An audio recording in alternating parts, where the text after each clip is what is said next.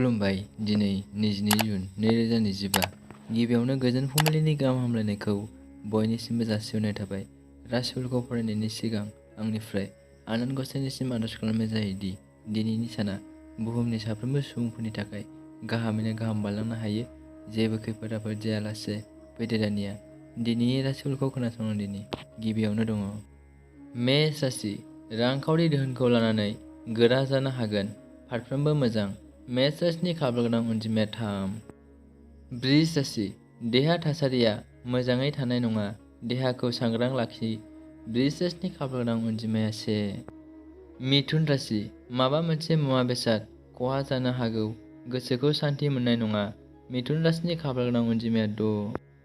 कर्कट राशि।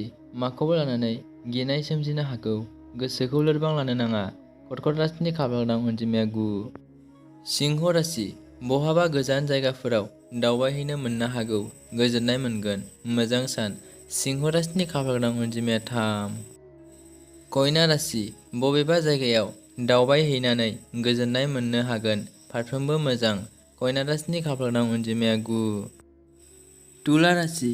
जेबो जेंना जेंसि गैयै सान्थि थानो हागोन, फारफ्रोमथिंबो जौगानाय मोनगोन। तुला राशिनि खाफालगोनां अनजिमाया 2। वृश्चिक राशि। गोसोआव मानिबाफोर गाज्रि मोननाय सोमजिनो हागौ, गोसो हमथानानै था। वृश्चिक राशिनि खाफालगोनां अनजिमाया 7। धनु राशि। जेरैबो गोहो बोलोखौ मोननो हागोन, नखर संसारा जौगानाय फैगोन। मोजां सान। धनु राशिनि खाफालगोनां अनजिमाया 6। मकर राशि। फालांगि मावनायनि थाखाय गाहाम सान, फाननायाव मुलाम्फा मोनगोन। मकर राशिनि खाफालगोनां अनजिमाया 1। कुम्भ राशि। माबाफोर मुवा बेसाद मोननांगौ दङब्ला मोननो हागोन, गोजोन मोनगोन। मोजां सम। कुम्भ राशिनि खाफालगोनां अनजिमाया 2। मीन राशि। नखर संसार जानायाव गोजोननाय गैयै सोमजिनो हागौ, गोसो हमथानानै सोलिनांगोन। मीन राशिनि खाफालगोनां अनजिमाया 6। दिनैनि राशि फरायनाया एसेनोसै। गोजोन्थों।